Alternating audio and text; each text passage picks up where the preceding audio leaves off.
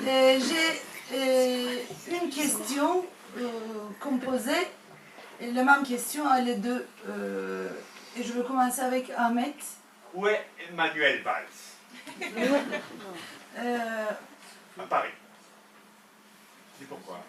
Parce que est-ce que vous pouvez sortir? C'est qui je suis moi? Est-ce que vous pouvez Je sortir? pense que tu as un mauvais accent.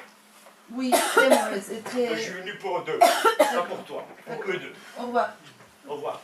Je suis plus que maître de conférence. Et je vais vous demander, à vous deux, comme on n'a pas beaucoup de temps, ce serait bien de concentrer à ce que l'on va discuter.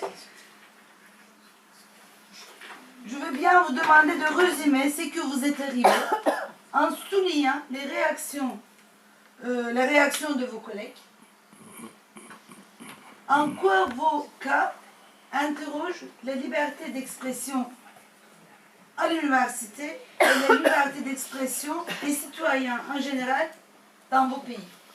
C'est ça ma question. On peut commencer avec toi. D'accord. Merci d'avoir organisé cet après-midi autour de ce thème. Excusez-moi. Et tous mes collègues en Turquie qui sont plus ou moins inquiets sur leur poste, sur leur liberté, signataires de cet appel, sont bien entendu très touchés par les manifestations de solidarité qui sont, il faut le reconnaître, très importantes autour de cet événement en Europe, dans le milieu universitaire et aux États-Unis.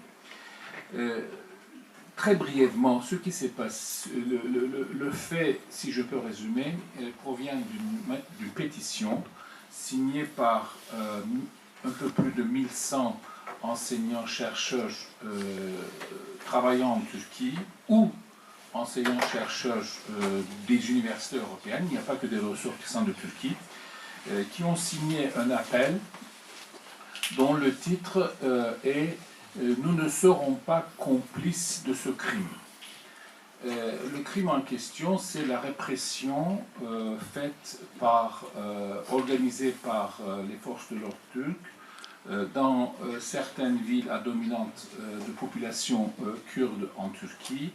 Et dans cette pétition, dans ce court texte, les signataires dénoncent donc les massacres perpétrés contre les populations civiles et appellent surtout à ce que le gouvernement turc reprenne le chemin de la négociation avec les mouvements kurdes, comme ce fut le cas il y a encore un an.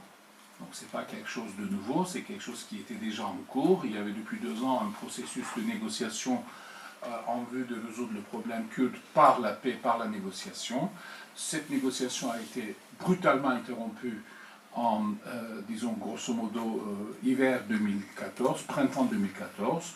Les combats ont repris à partir de été 2015, et depuis, quelque chose qui était... que nous n'avions pas connu sur la longue période de guerre civile larvée que nous connaissons sur le problème kurde en Turquie depuis les années 90, cette fois-ci, une vraie affrontement dans les rues, quartier par quartier, depuis août 2015, qui ont touché environ un peu plus de 200 civils qui sont morts dans ces affrontements, un peu plus de 300-350 membres de forces de l'ordre qui sont morts aussi, il faut le reconnaître. Ce n'est pas simplement un affrontement, une répression unilatérale, c'est une vraie guerre, malheureusement.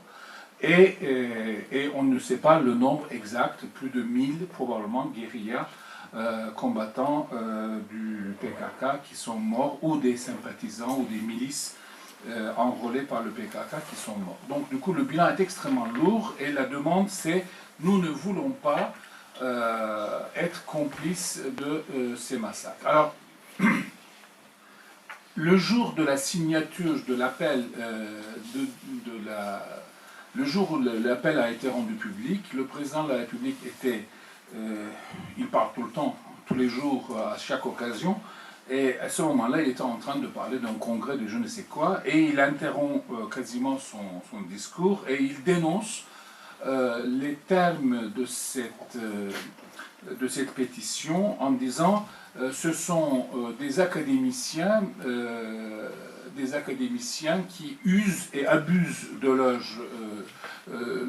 leurs droits et de leurs privilèges pour attaquer l'État turc, de l'accuser de massacre et afin de créer les conditions d'une saisie, d'un transfert ou d'une saisie de l'État turc devant la Cour pénale internationale. Et il appelle au procureur d'en saisir immédiatement et de faire le nécessaire. En Turquie, et c'est un différent important entre, si vous avez suivi récemment en Turquie, c'est un problème majeur, c'est l'extension du concept de terreur et de terrorisme à peu près à l'ensemble d'activités qui ne conviennent pas au pouvoir. Grosso modo, aujourd'hui, et comme le Premier ministre et le Président de la République le défend ouvertement, explicitement, il soutient que l'activité terroriste ne se fait pas simplement par les armes, mais aussi par les crayons. Et c'est l'expression du Président de la République. À un moment donné, il y a 3-4 ans, quand il était Premier ministre, il avait même soutenu qu'un livre pouvait être beaucoup plus dangereux qu'une bombe en termes de vie humaine. Bon. Alors, donc, cette conception très extensive du concept de terreur a été immédiatement utilisée par les procureurs qui ont vu le feu vert ou l'encouragement du président de la République, et ils ont ouvert une enquête pour propagande de terrorisme contre les 1158 signataires. L'enquête, évidemment, est un peu difficile. Pour faire une enquête sur 1158 signataires, il faut prendre la déposition de 1158 personnes. Donc ça, c'est quelque chose d'un peu difficile.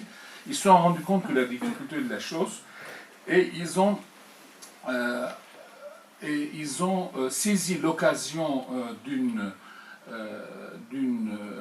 conférence de presse organisée un mois et demi après la publication de cette pétition. La pétition a été publiée autour de mi-janvier.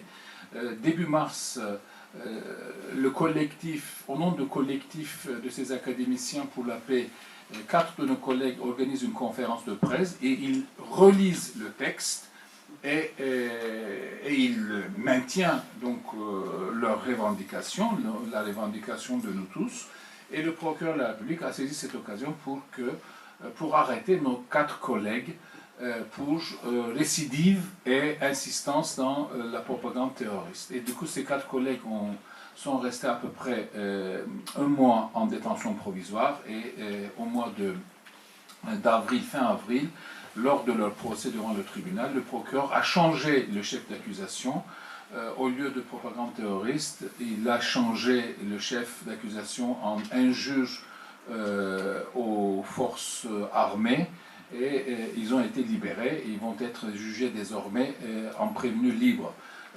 Leur procès est prévu, la prochaine séance est prévue pour le mois de septembre. Alors, ça c'est la partie pénale de la chose. Donc, utilisation du concept de propagande terroriste pour une critique certes farouche, certes forte, accusant le pouvoir.